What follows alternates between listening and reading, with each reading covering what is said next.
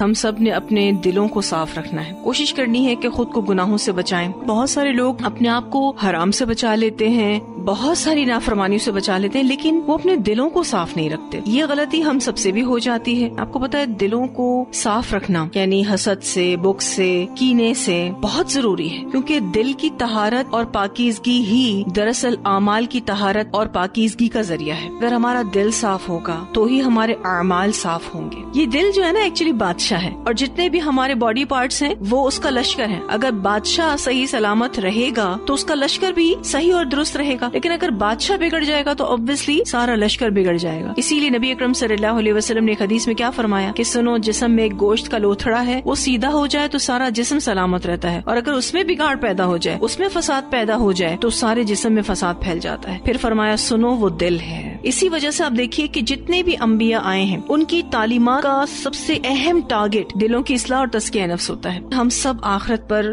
ایمان رکھتے ہیں الحمدللہ، ہم سب مانتے ہیں اس بات کو کہ ہم نے ایک دن مر جانا ہے، قیامت قائم ہونی ہے، اللہ تعالیٰ دوبارہ ہمیں زندہ کریں گے اور ہم سے ہماری زندگی کا حساب لیا جائے گا، اور انہی اعمال کی روشنی میں یا تو ہمیں جنت ملے گی یا پھر جہنم، کوئی ایک ٹھکانہ ہی ہمیں ملے گا۔ اگر ہمارے اعمال ٹھیک نہ ہوئے تو پھر قیامت کے دن ہمیں کوئی چیز جہنم میں جانے سے نہیں بچا سکتی۔ کل قیامت کے دن نہ مال کام آئے گا نہ اولاد کام آئے گی، لیکن سورہ شعراء میں اللہ سبحانہ تعالیٰ فرماتے ہیں کہ جو قلب سلیم کے ساتھ آیا وہ بچ جائے گا، یعنی قلب سلیم اس کو کام آئے گا۔ یعنی ایک ایسا دل جو بالکل پاک صاف ہے، جو شرک نہیں کرتا، جو بدعت نہیں کرتا، جو کفر نہیں کرتا، جس میں منافقت نہیں ہے، بغض نہیں ہے، حسد نہیں ہے، اسی طرح سے کینہ نہیں ہے، بہت ساری جو دل کی بیماریاں ہیں نا وہ اس سے پاک ہے، برے اخلاق نہیں ہے، یعنی دل ہے تو توحید سے بھرا ہوا، سنت کی محبت سے بھرا ہوا، ایمان اور اسلام سے بھرا ہوا، اسی طرح سے وہ صلہ رحمی میں آگے ہوتا ہے، مخلوق کی خدمت کرنے میں بھی آگے ہے، سچا دل ہے، حسن اخلاق سے بھرا دل ہے، محبت سے بھرا دل ہے۔ اور اللہ تعالیٰ سورہ حجر میں فرماتے ہیں بے شک متقی باغوں اور چشموں والی جنتوں میں ہوں گے، اور ان سے کہا جائے گا امن اور سلامتی کے ساتھ اس میں داخل ہو جاؤ، یعنی جنت میں داخل ہو جاؤ، اور ان کے دلوں میں جو بھی رنجش ہوگی، جو بھی کینہ ہوگا، ہم سب کچھ نکال دیں گے، اور وہ بھائی بنے ایک دوسرے کے سامنے تختوں پر بیٹھے ہوئے ہوں گے۔ یعنی اللہ سبحانہ تعالیٰ اتنا زبردست رزلٹ انصاف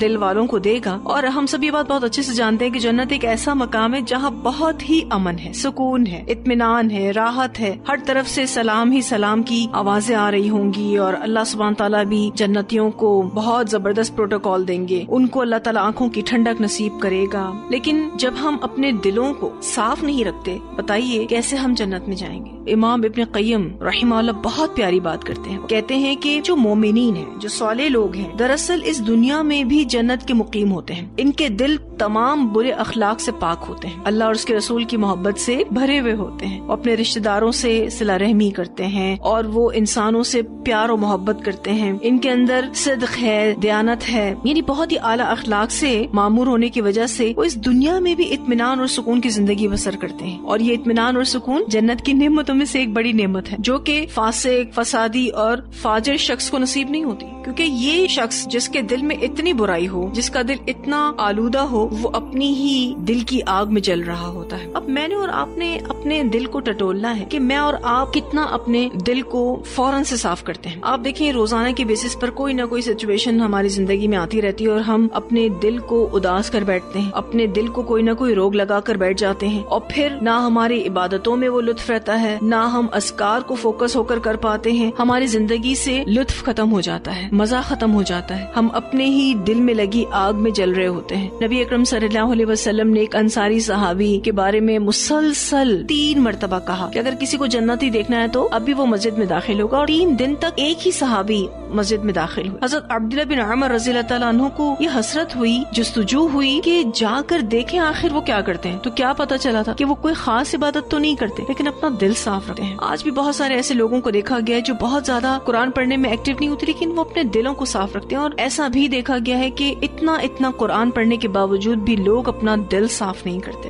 ہم اپنے گریبان میں جھانکیں, ہم دیکھیں کہ ہم کیا کر رہے ہیں. تو ہم سب نے پوری کوشش کرنی ہے کہ اپنے دل کو نیٹ اینڈ کلین رکھیں. آج کل یہ پرابلم اتنی زیادہ بڑھ گئی, اسی وجہ سے آپ دیکھیے ڈپریشن لوگوں کو بڑھتا ہی جا رہا ہے اور سکون نہیں آتا, اور آپس میں ایک دوسرے کے لیے اتنے الجھے رہتے ہیں کہ زندگی کا جو مقصد ہے وہ مقصد سب سے زیادہ ڈسٹرب ہوتا ہے. آپ نے دیکھا ہوگا جب آپ کا دل پریشان ہوتا ہے سب سے زیادہ جو چیز ڈسٹرب ہوتی ہے وہ آپ کی عبادت ہے. اور آپ دیکھیے رمضان میں ہم سے کتنی عبادتیں کروائی گئی, ہمیں کتنی پازیٹیو سوچ دی گئی. ایون آپ دیکھیے کہ بہت ساری ایسی بھی چیزیں کائنات میں کی گئی جو کہ سارا سال نہیں کی جاتی, یعنی جنت کے دروازے کھول دیے گئے, جہنم کے دروازے بند کر دیے گئے, شیاطین کو جکڑ دیا گیا تاکہ ہم پازیٹیو رہیں, تاکہ ہم اللہ کی عبادت کو فوکسلی کر سکیں اور جس مقصد کے تحت ہم اس دنیا میں آئے ہیں ہم اس کو فلفل کر سکیں. چھوٹی چھوٹی ناراضگیاں, چھوٹے چھوٹے مسئلے مسائل کو ہم کیسے لے کر بیٹھتے ہیں, تو اپنے پرابلمس کو سالو کریں تاکہ ہم فوکس کر سکیں انشاءاللہ تعالی. غصہ جو ہے نا, یوں سمجھ لیجئے کہ دل کو بگاڑنے کے لیے سب سے زیادہ کام کرنے والی چیز ہے. غصے کی حالت میں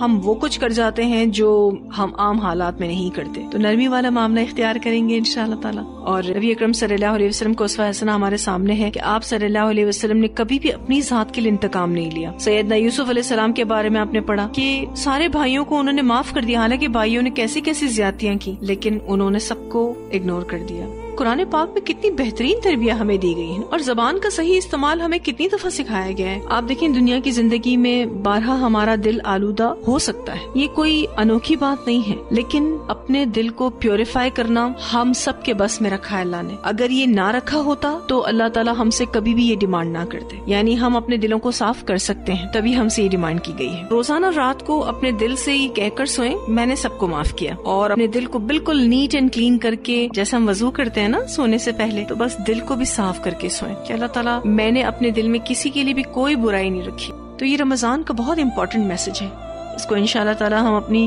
آگے کی زندگی میں لے کر چلیں گے انشاءاللہ تعالیٰ.